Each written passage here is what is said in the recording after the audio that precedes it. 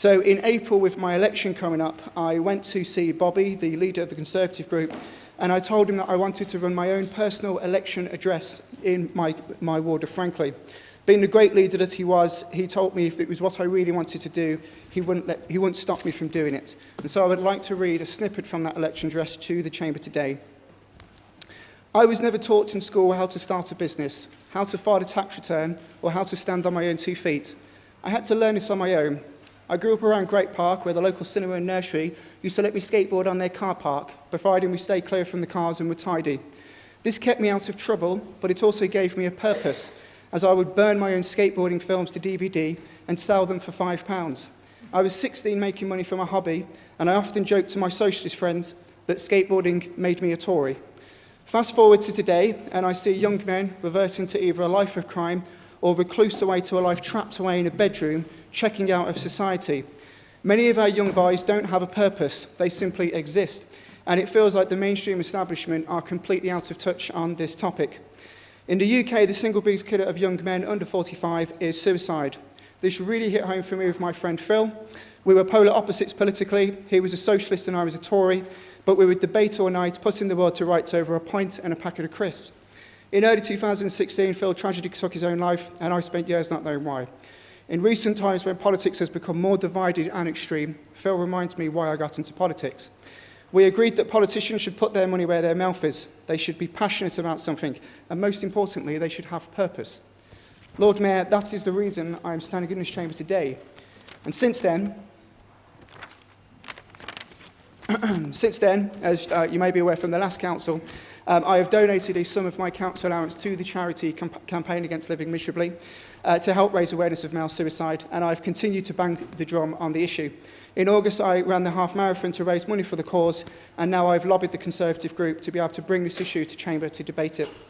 Last month, the Prime Minister announced the appointment of the first UK Minister for Suicide Prevention, and also announced plans for the annual State of the Nation report on young people's mental well-being. In the budget last week, the Chancellor has announced an extra £2 billion for mental health services. Meanwhile, the mental health chief of the West Midlands Combined Authority has set a zero suicide target for the West Midlands. As the largest council in Europe, we should strengthen our resolve as a city and have a zero tolerance to suicide. We should aim to smash the stigma surrounding mental health and, as the second city, become the gold standard for the rest of the country to follow. Therefore, Lord Mayor, I ask that the Council notes the Government's third process report on its cross-department strategy preventing suicide in England, requiring every local area to put in place a multi-agency suicide prevention plan by the end of 2017. In Birmingham, an action plan led by the Birmingham and Solihull CCG is in place, but we believe that given the importance of this matter, this should be reviewed and formally adopted by full Council to give it greater visibility, as well as partly with other partnerships led strategies and plans. We also call on the Executive to update local plans to reflect new opportunities arise from recent government policy announcements, bring the action plan back to full Council for formal adoption and debate, and once adopted, ask scrutiny to track the progress against this action plan, reporting back to full Council if the committee believes it is necessary to update. I've got 1 minute left, so I'm just going to do some final thoughts on my friend Phil. When me and Phil used to debate, nothing was off topic. We used to talk about it. To be quite honest, I think Phil was just happy to have somebody to talk to who had a different contrarian opinion.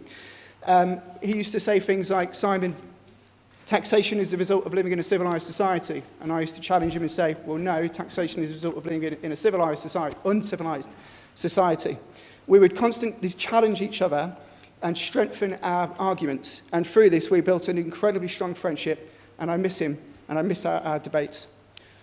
Phil would be delighted to see me elected in his chamber, being able to hold this executive to account. He would also be laughing hysterically to see a Tory standing up here asking for state intervention. I'm not religious, and he was an atheist, but God bless you, mate, and thank you for giving the time. Thank you.